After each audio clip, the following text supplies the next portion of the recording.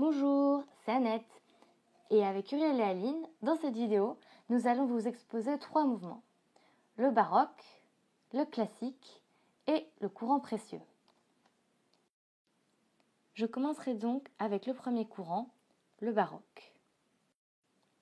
De manière générale, l'on peut dire que le baroque est un mouvement littéraire et artistique commençant vers la fin du XVIe siècle, à peu près 1580, et se développant pendant toute la première moitié du XVIIe siècle, pour ensuite être supplanté par le classicisme, qui est le mouvement opposé, vers 1660.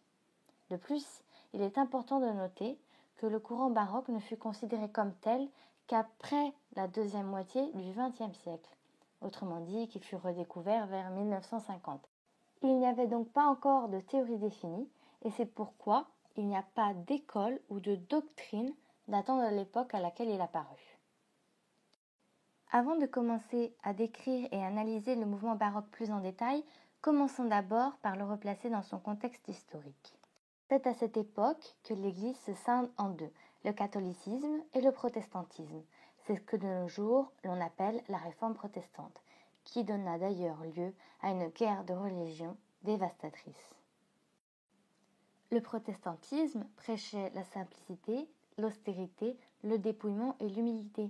Et c'est afin de contredire et freiner cette nouvelle réforme que l'Église catholique met en place une contre-réforme qui sera en particulier diffusée à travers l'art baroque. Son but est d'impressionner le pratiquant grâce à un culte ostentatoire et grandiose, des formes exubérantes, une profusion de détails et d'ornements, pour en appeler aux sentiments et aux émotions des croyants. C'est aussi à cette période que beaucoup de nouvelles découvertes bouleversantes sont faites, notamment en 1543, la découverte de l'héliocentrisme par Copernic. L'homme n'est plus le centre de l'univers, il ne fait que graviter autour du Soleil. Ceci déstabilisera les consciences et fera naître un sentiment d'instabilité, d'insécurité et de doute. Le terme baroque découle du mot barocco, signifiant perle irrégulière en portugais. Dans le langage commun, l'on se réfère à quelque chose de bizarre, excentrique, surchargé. En art et en architecture, l'on pense à la liberté des formes, à un goût prononcé pour les courbes et les mouvements, les créations complexes et très détaillées, ainsi que d'autres caractéristiques comme le contraste lumière-ombre, les visages très expressifs ou encore la confusion des courbes. Ce que d'ailleurs on peut remarquer dans les 2 exemples placés ci-dessous. Les thèmes de prédilection dans le baroque, autrement dit ceux principalement abordés, sont l'illusion, le rêve, l'amour, le changement, la métamorphose, le mouvement, l'instabilité, la duplicité et un goût pour le bizarre, ce qui est étrange, irrégulier, ce qui choque. Thèmes qui correspondent d'ailleurs très bien aux caractéristiques du style du mouvement. Dans la littérature, les caractéristiques et tendances du mouvement sont donc les suivantes. Premièrement, une abondance de figures de style, comme par exemple des antithèses, des oxymores, des métaphores et des hyperboles. Puis, un mélange de genres et de styles, comme par exemple la tragicomédie ou la comédie-ballet.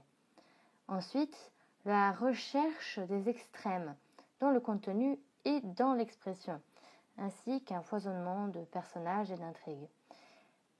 Un goût prononcé pour le mouvement, qui se traduit par une abondance de verbes de mouvement, d'adjectifs et d'adverbes, et dernièrement, une propension au lyrisme. L'auteur tente souvent de décrypter les profondeurs mystérieuses de l'âme humaine et joue sur les sentiments et les émotions du lecteur. Ces caractéristiques, nous pouvons les retrouver dans le texte suivant, qui est d'ailleurs un très bon exemple de texte de style baroque. Il est extrait du recueil de vers, paru en 1628, écrit par Pierre de Marbeuf. Et la mer et l'amour.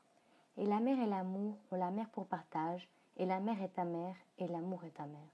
L'on s'abîme en l'amour aussi bien qu'en la mer, car la mer et l'amour ne sont point sans orage.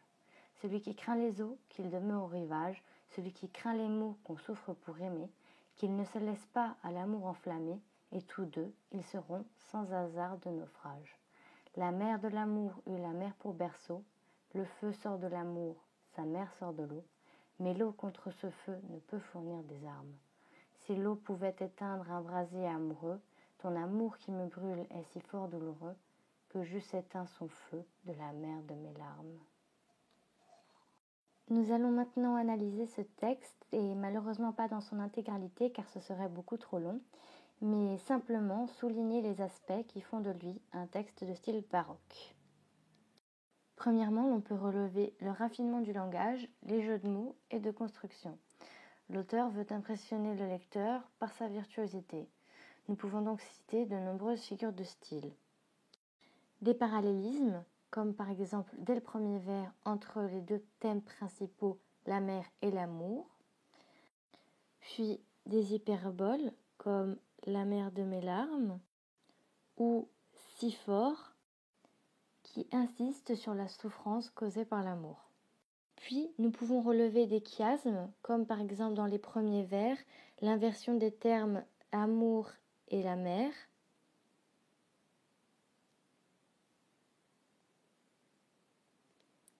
de plus, nous pouvons repérer des métaphores, comme par exemple celle entre l'amour et le feu, ou celle qui est dite métaphore filée de la navigation, des orages et du naufrage, dans les quatrains, qui évoque les dangers communs entre l'amour et la mer.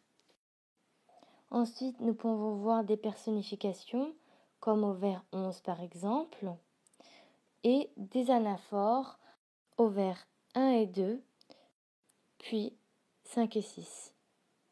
En deuxième lieu, nous pouvons remarquer la musicalité extrêmement travaillée du poème à travers les différentes sonorités.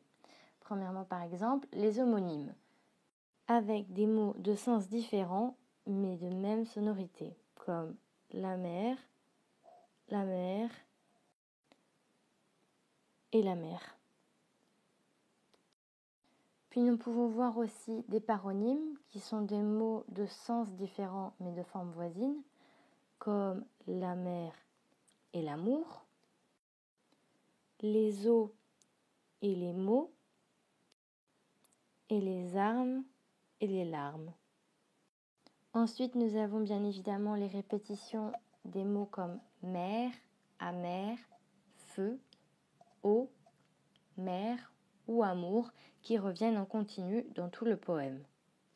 Et finalement, les allitérations comme celle en M due aux répétitions des mots mer, amer, mer et amour, et les assonances par exemple en OU. Un troisième point important est le jeu d'érudition. L'auteur, dans l'allusion mythologique à Aphrodite ou Vénus, en fonction de si c'est la mythologie grecque ou romaine, est désigné par la périphrase la mère de l'amour, c'est-à-dire celle de Cupidon ou Eros, est elle-même la déesse de l'amour, née de l'écume de la mer. Donc redondance entre les vers 9 et 10. Les deux éléments, l'eau et le feu, devraient donc être complices. Or, l'on remarque des vers 11 à 14 qu'ils deviennent antagonistes, l'eau ne parvenant pas à éteindre le feu de l'amour. L'homme est donc l'objet de forces qui le dépassent, l'amour représenté par le feu, c'est-à-dire les éléments, et de plus, il se trouve dans une situation instable et incontrôlable, idée transmise par l'image de la mer, flux-reflux, vagues, houle et ressac. Finalement, ce poème élégiaque reprend les thèmes de l'amour, de la passion et de la souffrance, en incluant nombre de figures de style et sonorités, ainsi qu'en procurant les sensations de mouvement et d'instabilité, thèmes et caractéristiques récurrentes dans le baroque. Enfin, à titre d'information supplémentaire, voici quelques-uns des auteurs majeurs du mouvement, ainsi que leurs œuvres les plus connues.